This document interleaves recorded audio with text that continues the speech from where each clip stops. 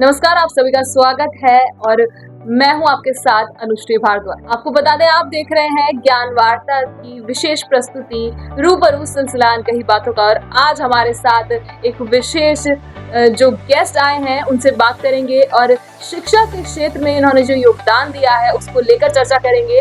तो सबसे पहले तो सर आपका स्वागत है। हमारे साथ उपस्थित है लिटिल स्कॉलर स्कूल के जो असिस्टेंट मैनेजर है पंकज भल्ला सर। तो सर वेलकम इन द ज्ञान वार्ता शो। सर बात करें जिस तरह से आपने शिक्षा के क्षेत्र में अपना योगदान दिया है, तो मैं चाहूंगी कि आप थोड़ा सा अपने बारे में हमारे जो व्यूअर्स हैं उनको बताएं। I'm basically educated as an architect, and I've been working as an architect for many years, over 25 years.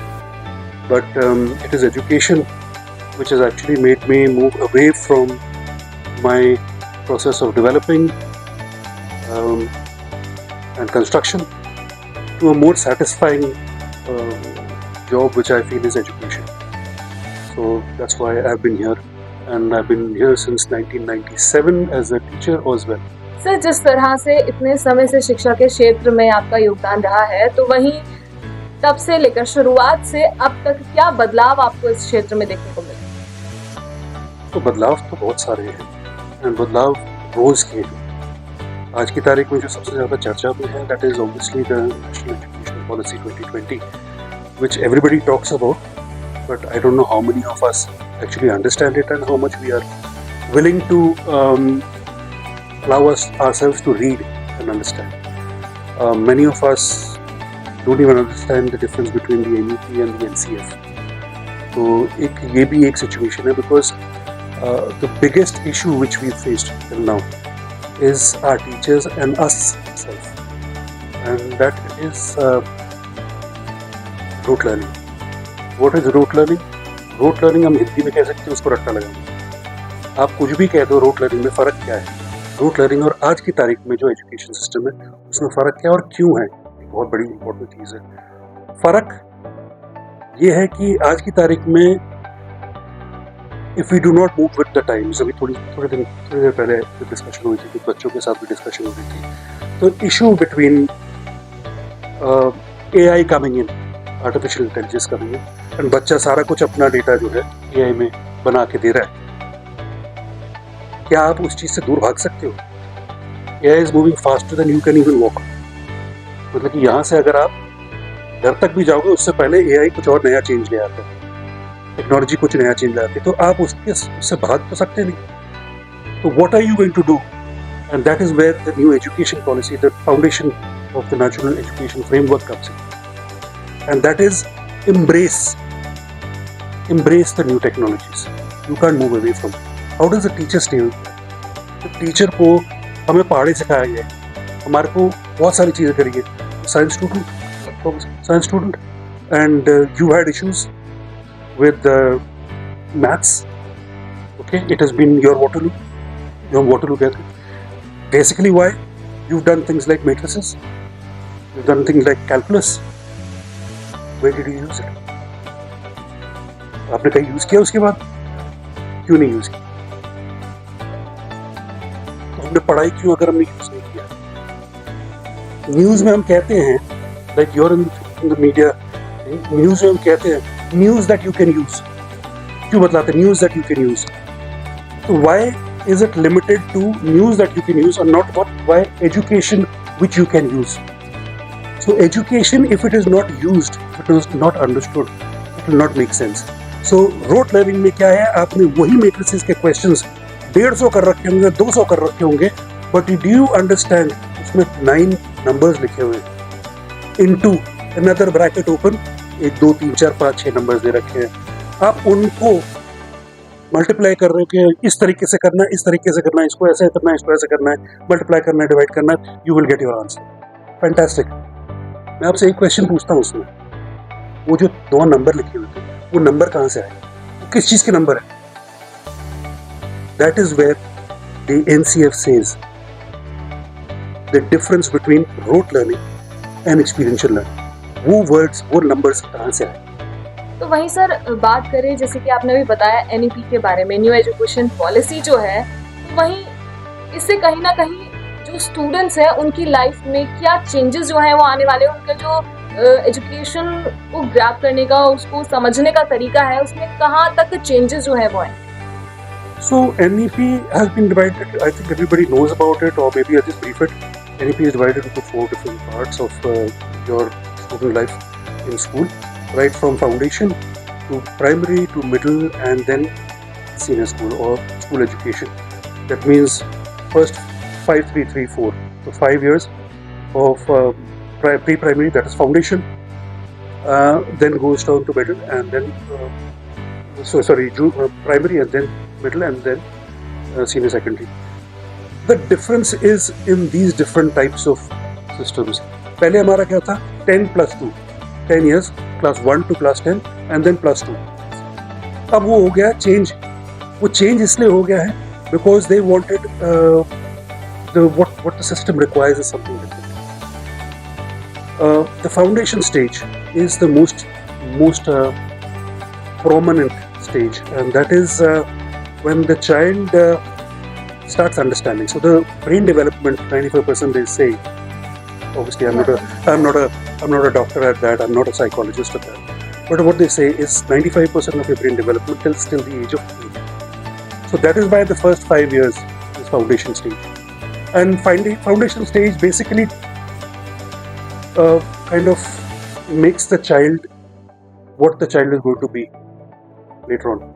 आज की तारीख में अगर मैं उसको इंक्विजिटिव बनाऊंगा तो वो इंक्विजिटिव बनेगा, लेकिन अगर मैं आज की तारीख में उसको स्टैंडिंग लाइन, स्लीपिंग लाइन और कर्सिव लाइन मैं उसी चीज़ पे अटकाए रखूंगा और उसको बोलूंगा कि जॉइनिंग हैंड्स हो, बहुत जॉइनिंग लेटर्स वगैरह बहुत अच्छी तरह से ये बनाओ, तो then that child is going to be moving in that direction. If I tell the child that A for apple, B for ball, अगर यही तरीके से करवाऊंगा तो बच्चा भी वही सीखेगा. But on the other hand, what does the foundation level change? How does it change? It is allowing the child to speak. They're only talking about 2 things by the end of 5 years. They're talking about numeracy and literacy. Numeracy मतलब आप mathematics में किया अभी हमने बात की. We talked about matrices. हम कर क्या रहे हैं इसमें? मेरे हिसाब से मैथ्स में और 4 चीज़ों के अलावा कुछ नहीं है. Addition, subtraction, multiplication, division. आप कुछ भी इक्वेशन ले लो, कहीं से भी कोई चीज़ ले लो, उसमें खाली 4 चीज़ें, एडिशन, सब्ट्रैक्शन, मल्टीप्लिकेशन, डिवीजन. ये 4 चीज़ें हैं. चाहे वो साइन थीटा हो, उसके साथ मल्टीप्लिकेशन आ गया, ब्रैकेट ओपन आ गया, बॉड मास आ गया, हर एक चीज़ को ले लोगे वही चीज़ आएगी. घूम फिर कर वही. These are only simplifying these particular methods of teaching are only simplifying the way you are going to understand one small little thing. मेरा assumption पॉजिटिव में है, नेगेटिव में है. मेरी सोच है, मेरा ये अनुमान है, वो अनुमान मेरा प्लस में है, माइनस में है, खाली इतना सही समझा रहा है आपको. मैं आपके साथ बात कर रहा हूँ, मेरा फायदा है, नुकसान है, ये मेरे को खाली इतना सही समझा रहा है. So foundation literacy is most important. Foundation years are most important because that child will understand कि मैंने आपको 4 स्वीट्स दिए, उसके बाद मेरे को आपने क्या दिया. Basically it's a give and take. That is what is literacy in the terms of numeracy. How will you understand numeracy otherwise? It could be a very, very important high-level conversation in the United Nations talking about हम climate change में क्या change करेंगे. Okay, बंदा तो पीछे क्या calculation कर रहा होता है, पीछे कैलकुलेशन कर रहा होता है कि मेरा कार्बन फुटप्रिंट कितना बढ़ेगा, अगर मैंने इंडस्ट्री ये चलाई तो मेरा कार्बन फुटप्रिंट कितना बढ़ेगा. There also that person only doing plus minus. Okay, भाग निकालना है, गणित करना है, योग झड़ाना है, बस इतनी सी बात कर रहा है. So it is all about literacy and numeracy. Numeracy तो हमने बात करी. अब लिटरेसी का क्या है? Why are they talking about bilingual? They're saying use the mother tongue.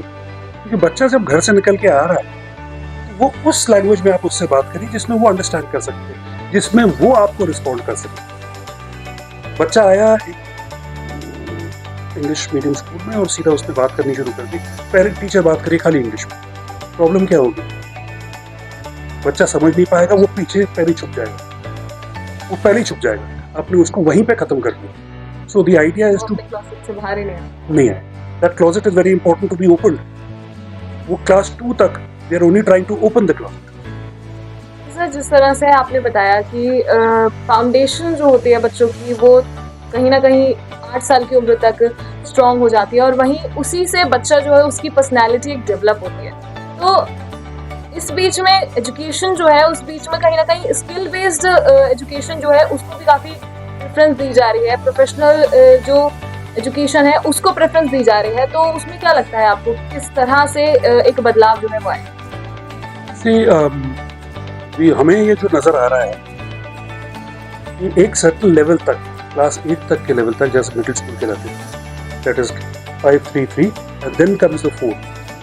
533 तक तो आपने उसको बेसिक एजुकेशन दे दी है and that is where the right to education also comes in. But because beyond that what happens is the education takes a slight turn, and that turn is when skill based. Why are they talking about skill based?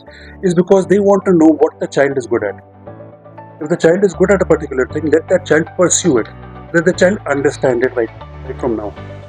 If the child is able to understand it, he or she gets more time, then that stress on college reduces. Maybe the child is not going to go in for college. Many of them will not be able to afford it.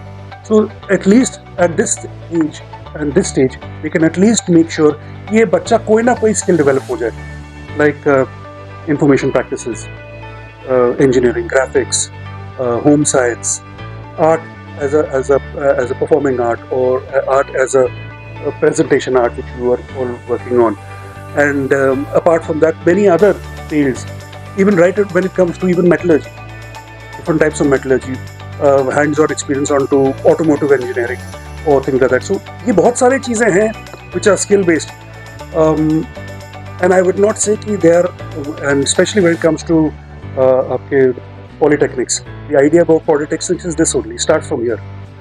What is the main objective behind this is you have to have everybody in